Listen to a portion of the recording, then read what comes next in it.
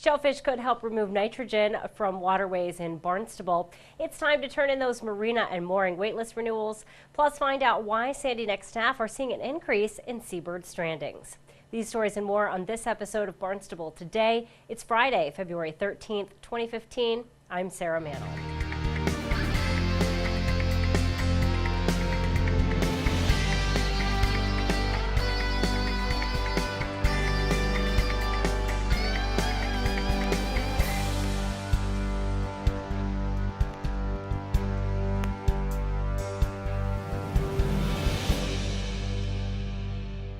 Using non-traditional ways to remove nitrogen from local waterways could save towns a whole lot of money. The Citizens Advisory Committee has considered a number of options for Barnstable, and to learn more, they invited consultant Scott Horsley to speak during its latest meeting. Horsley focused on several options, including oyster propagation.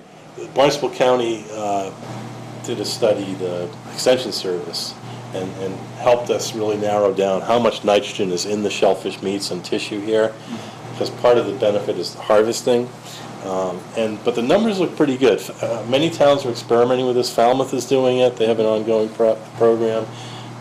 Rick York and Mashpee has got some real interesting projects going and proposals to do more and study it. And I know there are other people doing it, so I don't want to try to name everybody because I'll leave somebody out. But I think we're on the cusp. Okay, good. We'd like to think so. We'd like to think so. That's right, Bill. You know, if this can be as good as it seems, you know, removing nitrogen and getting a product out of it and employing people, boy, what a nice thing.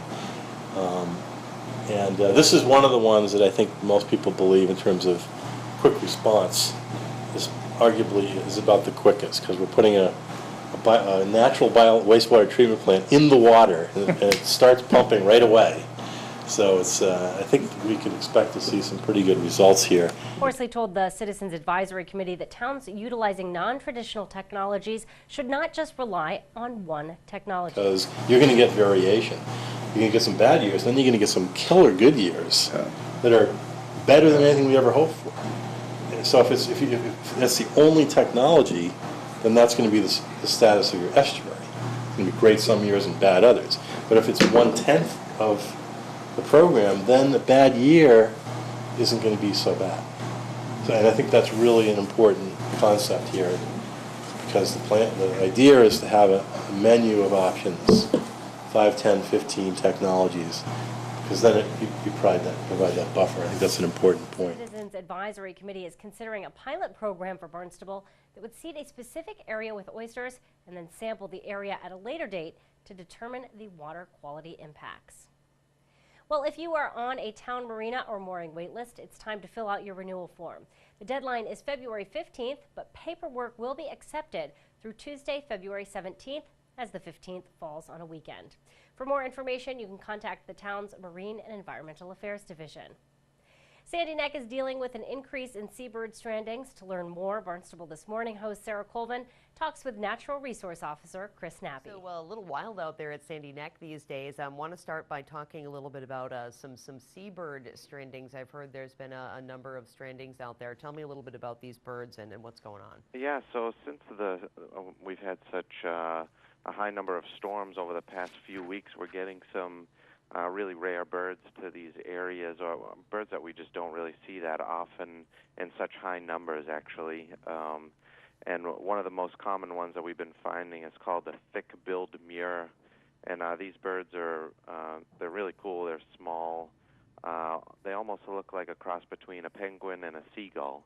And they live out in the open ocean about 90% of the time. They really only come to land, or they're only supposed to come to land to breed. And they usually do that kind of way up in the Arctic, and they come down here in the winter time. But these storms that are relentlessly coming out of the north are just blowing them right on shore. So we've been seeing quite a few of them. Absolutely, and really just kind of amazing to see. We're showing some pictures that Donna Bragg had sent us of the birds and of you guys rescuing them, and definitely looks like some pretty interesting conditions out there. So I mean, talk to me a little bit about how you kind of differentiate between a bird that is stranded and a bird that is just, you know, kind of on the shore. Is it unusual, as you said, it's unusual to see them on Sandy Neck, so is that just the indication that you know they might be in a little bit of distress? Yeah. So, you know, these birds, we don't see them around very often, like I said. So, when you see one, and we can walk pretty much right up to them. They don't try and fly away. We know that there's something wrong with them. You know, usually a wild animal is not going to really let you approach it unless there's something wrong. So that's a really good indication. And since these birds are out in the water all the time, they don't have the ability to take off from land. So when they can only fly if they're out over the water. They need that kind of running start, and they use their feet to kick, and they're able to fly then. So if they're on land, then they're in real trouble, and they can't take off. And you know, we've been finding them not just on the beach. We find them off of 149. We find them off of 28. We've been finding them on Race Lane, and they're alive. But they're just really tired. They're exhausted. They've been flying a long time, and they're just kind of plopping down wherever they can, and you know, that's when they get in trouble. And you know, I didn't really know that much about these birds. I knew what they were, but you know, since we've been getting so many of them, I've been researching them, and they're actually really extraordinary birds with what they do and where they come from and where they fly and their ability. Because they're small, they're only about the size of, say, like a pigeon. They're really small, and they have black heads and necks and wings, and they're white underneath. But they live out in the water, and they swim. They dive down. They kind of fly underwater to forage for food, but they can dive down up to 490 feet. Wow. Yeah. So they're this little tiny bird that dives almost 500 feet down to catch their food, and they're so small. They live in such kind of volatile environments, stormy areas, and they use more energy than any other bird when they're flying. So these are really strong, resilient birds. So when we find them, you know, they're in some trouble. Absolutely, and really kind of amazing if you think about a bird that's out in the open ocean and you're finding them, you know, as far inland as Route 149 and Route 28 and Race Lane, you know, Yeah. and they've flown all the way out there. And then, as you said, they can't take off from land. Definitely must be a scary experience for those birds. So talk to me a little bit about what you guys are doing with the birds once you find them. Like, say you find one of these birds on Race Lane, it's still alive. What's the next step? Well, for the general public out there, we want them to call us, let us come out there and capture the bird. You know, any type of wild animal, that's the first step anybody should do if they encounter wild animals, especially, you know, birds like this. And what we do is we take them to a rehab facility. So we'll take them to Cape Wildlife in Yarmouth, or we'll take them to Wild Care out in Orleans, Eastham area, and they can rehab them. They can, you know, give them a health assessment. If they're dehydrated, get fluids in them, and you know, get them in water. A lot of the birds, their feather, their coating, they've lost the waterproofing on their feathers, so they can't float in the water as well as they should be able to. So those people will give them the care that they need, clean their feathers, and get them ready to be released again.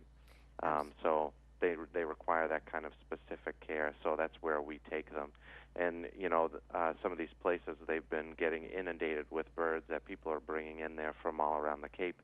So there's, you know, they're kind of almost at capacity for housing these types of birds. So it's important that you get them to us first, and we'll put them in the place we'll bring them to the place that they need to be. And if you happen upon an animal in distress, make sure to contact the Marine and Environmental Affairs Department by calling 508-790-6272. A reminder that Monday is President's Day, and that means town offices are closed, including the transfer station. Federal offices will also be closed, including the post office. Public libraries in town will also be closed, and there will be no fixed route bus service for the Cape Cod Regional Transit Authority. Most retail shops, restaurants, and convenience stores will be open. Well, be sure to tune in to our hour-long news program, Barnstable This Morning, weekdays at 7 a.m. On Tuesday's show, we will chat with Police Chief Paul McDonald. We'll learn more about the Human Services Commission with Scott Fitzgerald. Plus, we'll have all the news and information you need. For Barnstable Today, I'm Sarah Mantle.